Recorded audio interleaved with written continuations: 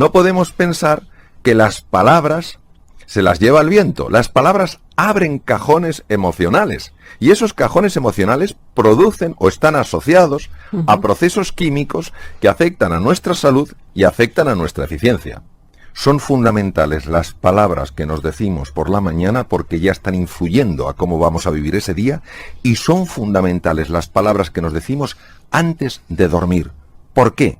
Porque durante el sueño se reorganiza la memoria. No nos interesa que se reorganice la memoria alrededor de pensamientos llenos de negatividad. No nos interesa en absoluto. ¿La verdadera talla de un individuo se ve ante las dificultades? Yo creo que sí. Estamos viviendo momentos de mucha dificultad y en los momentos de mucha dificultad sale lo mejor y lo peor de las personas. Porque es cuando verdaderamente nos tenemos que quitar las máscaras, tenemos que entrar en contacto con nosotros mismos y preguntarnos quién soy yo o quién he de ser frente a estas circunstancias. Y la verdad es que la vida y la historia nos demuestra que esto es así. En situaciones muy complejas por las que ha pasado la humanidad, se han visto ejemplos de superación, ejemplos de inspiración que todavía hoy nos conmueven. Doctor, ¿es verdad que si no nos gobernamos, no gobernamos nuestra mente, ella nos gobernará a nosotros? La mente es un instrumento de la consciencia, cuyo anclaje está fundamentalmente en el tejido cerebral y en el tejido corporal. La mente puede ser llenada de pensamientos muy negativos, que los vamos o generando nosotros o los vamos tomando del exterior. Esos pensamientos, si no somos cautos, pueden tomar el dominio de nuestra propia percepción, de la manera en la que vemos la realidad.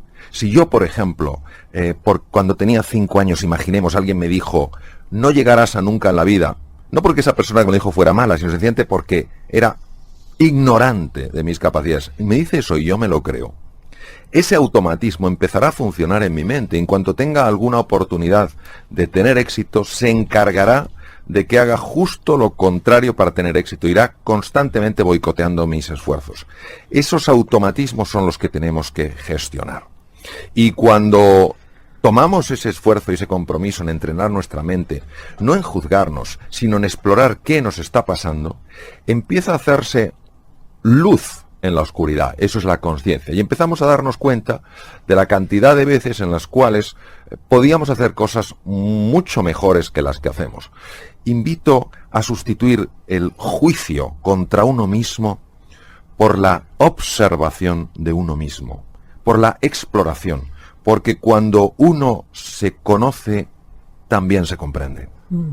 Los seres humanos estamos muy en el modelo de pensar que los procesos de cambio personal, que los procesos de transformación tienen que ocurrir en un instante. ¿Y qué pasa?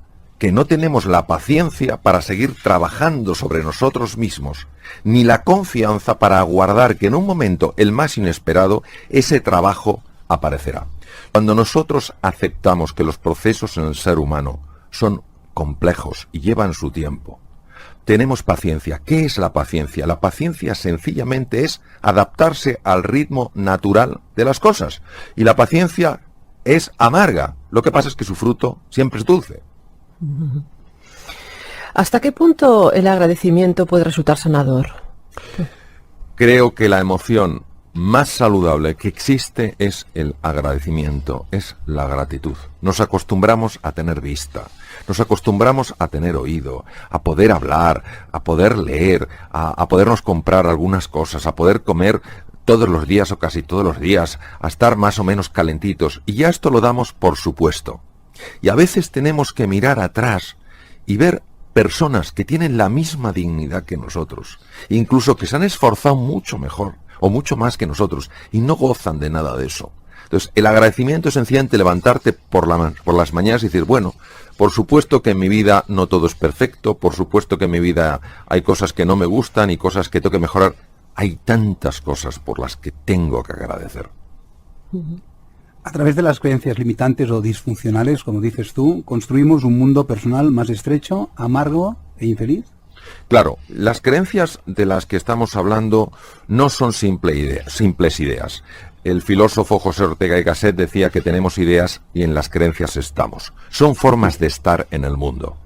Si yo tengo ideas muy fijas de mí mismo, ideas muy fijas del mundo, yo estaré respecto a mí mismo y respecto a los demás, no en base a las posibilidades que esas realidades me ofrecen, sino a esas creencias que estrechan mi percepción.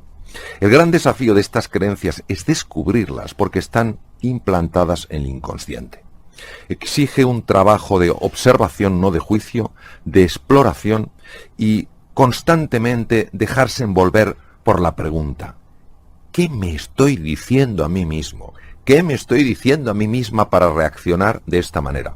Si nos dejamos envolver por la pregunta, si tenemos paciencia, si tenemos confianza, hay una parte de nuestra mente que buscará la respuesta y de repente un día aflora la creencia y dices, anda, pero si esto es lo que yo pensaba. En el momento en el que la creencia disfuncional aparece, suele ser tan absurda que lo primero que te quedas es perplejo. A la vez te das cuenta de que es cierto, que eso ha estado imperando en tu vida. Y bajo la luz de la conciencia, esa oscuridad sencillamente se desvanece. ¿Qué diferencia existe entre encontrar una salida o encontrar una solución? Cuando nos hallamos frente a un reto, a un desafío complejo, esto no suele ser agradable.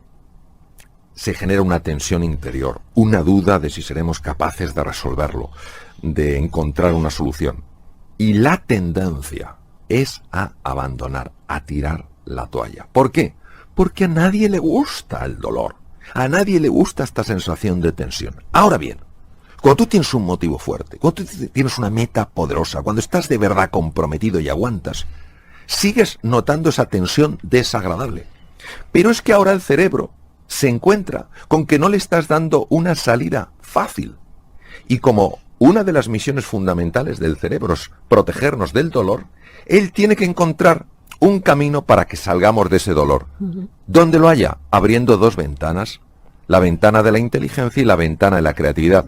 Por eso en esos momentos cuando no tiramos la toalla, antes o después se abre una puerta. ¿Tenemos, como decía Eric Fromm, miedo a la libertad? Hay una libertad operativa. La libertad operativa es que yo haga lo que quiero hacer. Que si quiero irme de este estudio, me levante y me vaya, en lugar de sentir que, que no puedo porque está la puerta cerrada. Y esa libertad nos encanta. Y a veces confundimos esa libertad con ser libre. Hay otra libertad que es la libertad interior o libertad creativa. Es aquella en la que yo elijo cómo quiero responder a aquello que me ocurre en la vida. Pondré un ejemplo. Nelson Mandela estuvo 26 años encerrado en la prisión de alta seguridad de Robben Island. No tenía libertad operativa. No la tenía, no podía ir donde él quería. Él tenía que ir donde le forzaban a ir. Sin embargo, tuvo libertad creativa. ¿Por qué? Porque decidió no odiar a sus carceleros.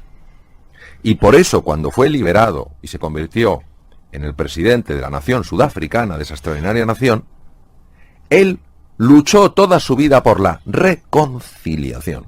Eso es la libertad. La libertad interior no es hacer lo que nos venga en gana, es hacer lo que en base a la ética y en base a los valores es correcto hacer. Es por eso que dices que el precio de la libertad es la vigilancia eterna, que es una frase preciosa, claro, que citaré en algún libro seguro. Por favor, claro.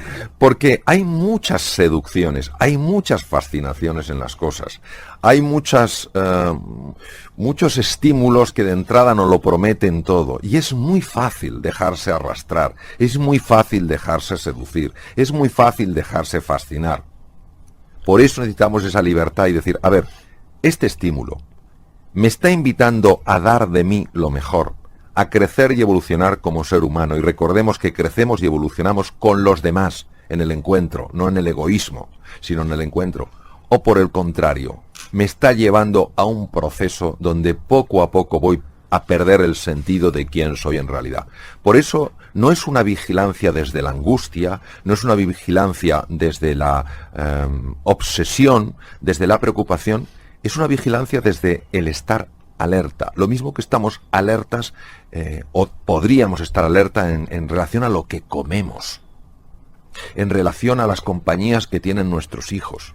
Lo mismo necesitamos estar alerta acerca de estos estímulos. Si estos estímulos verdaderamente están fomentando el ejercicio de nuestra libertad y nuestro ideal de plenitud, o por el contrario, nos están empequeñeciendo, nos están transformando en objetos.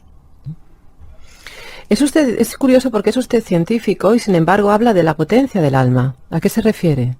Bueno, yo creo profundamente que así como el ser humano es un ser biológico, el ser humano es un ser lingüístico, el ser humano es un ser social, el ser humano es un ser espiritual. Quiero matizar muy bien qué entiendo por espiritualidad. Por espiritualidad entiendo todo aquello que me ayude a trascenderme, es decir, a salir de mi ego, a salir de mi yo, de mi mío, y todo aquello que me ayude a encontrarme con la otra persona. Para mí, la espiritualidad es absolutamente compatible con creer en la presencia y en la existencia de un Dios, como en creer en la presencia y la existencia de un ser con la misma dignidad que tengo yo, que es la otra persona, aunque no la conozca. La espiritualidad sencillamente es esa interpelación al ser humano de salirse de sí mismo y de encontrarse con la otra persona. En el libro hablas de valores con mayúsculas. Sucintamente, ¿podrías decir cuáles son los más importantes de estos valores? Digo valores con mayúscula porque una cosa son los valores que decimos y otra cosa los valores que vivimos. Vivimos muchas veces con una falsa moral, con una gran inautenticidad, decimos una cosa y nuestra vida nos desmiente por completo. Por eso valores con mayúsculas son aquellos que se transmiten con nuestra conducta, o sea, reflejan nuestra conducta. Pues hay valores, por ejemplo, como la amistad. La amistad es estar con una persona o junto a una persona no por lo que tiene, sino por lo que es como ser humano. Es luchar hombro con hombro en los momentos en los que esa persona tiene dificultades. Es transmitirle a esa persona: nunca estarás solo, nunca estarás sola. Es estar atento a lo que esa persona a lo mejor necesita y no se atreve a expresar por vergüenza, por miedo, por lo que sea. Valor es la creatividad. Valor es la creatividad es un valor en cuanto que estoy constantemente viendo qué posibilidades ofrecen las otras realidades y cómo yo puedo entrar en un juego creativo con esas posibilidades. Otro valor es la compasión que viene de la raíz conectar con la pasión, con el sufrimiento. Sencillamente es darse cuenta, trabajar, entrenarse en el arte de mirar.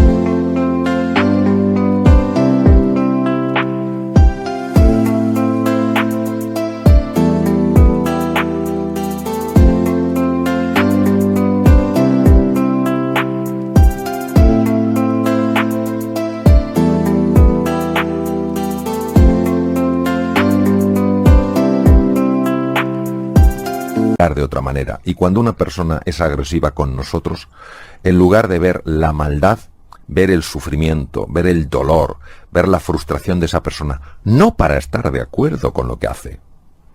La empatía no es lo mismo que la simpatía, sino para entender que desde el punto de vista de esa persona, lo que está haciendo tiene sentido para esa persona. Cuando yo puedo entender por qué una persona hace lo que hace, puedo conectar con su mundo. Si conecto con su mundo, es más fácil que ambos nos redirijamos a un espacio que ofrezca mayores posibilidades y mucho menos dolor. Así que influye mucho el cómo nos hablamos a nosotros mismos, ¿no? Bueno, influye tanto, porque La conversación interior, cómo nos hablamos nosotros mismos, tiene características hipnóticas. Nos mete en un estado de trance. Tiene acceso directo a nuestro inconsciente y nos moldea la percepción de la realidad. Si yo ante una realidad determinada digo, está todo hecho, ¿para qué voy a seguir intentando encontrar un camino? Tenemos a veces una cacofonía interior con la que hay que terminar. Magnífico tema. Hay que distinguir entre ruido y sonido. El ruido mental es fruto de unos automatismos que tenemos, unos programas, por decirlo de una manera visual, que de alguna manera están constantemente repitiéndose en nuestra cabeza. Yo no puedo, yo no sé, no hay salida, ¿qué va a ser de mí?, etcétera. Y estos programas operan desde el inconsciente y afectan al propio inconsciente. Por eso es tan importante encontrar espacios donde uno de alguna manera reduzca esa cacofonía, e incluso la anule. Momentos donde uno dé un paseo por la naturaleza, momentos donde digas una música que te guste, donde leas un libro que te enganche, donde tengas una conversación de estas donde el tiempo como que se detiene, es una cosa extraordinaria. Momentos de meditación, donde sencillamente entras a un espacio interior y silencias poco a poco ese ruido mental. ¿Por qué, dice usted, todos tenemos una enorme potencia y a todos, sin embargo, nos cuesta creerlo? De alguna manera, el ser humano ha olvidado su verdadera naturaleza, su esencia, su ser, lo que define quién es. Se ha olvidado. Y por eso, desde mi punto de vista y desde mi experiencia, la vida es una escuela para recordar lo que ya somos. Y en nuestro interior, nuestro ser, es unidad, es bondad, es verdad y es belleza. ¿Es que acaso queremos alcanzar alguna plenitud? Felicidad, que en el fondo son huecas y vacías, pues podemos experimentar otras emociones, podemos sentir euforia, pero no sentiremos alegría, no sentiremos verdadero gozo. Y por eso, bueno, pues sencillamente es nuestra la decisión, por eso el ser humano es libre. Ser libre tiene una ventaja, que es que elijo yo, tiene un inconveniente. Me puedo equivocar al elegir. Estado de ánimo tiene mucho que ver con cómo nos relacionamos con las cosas, ¿no? Y cómo las bordeamos o las afrontamos. El estado de ánimo es algo escurridizo de definir. El estado de ánimo no es solamente esta sensación emocional o sentimental. El estado de ánimo es cómo estoy yo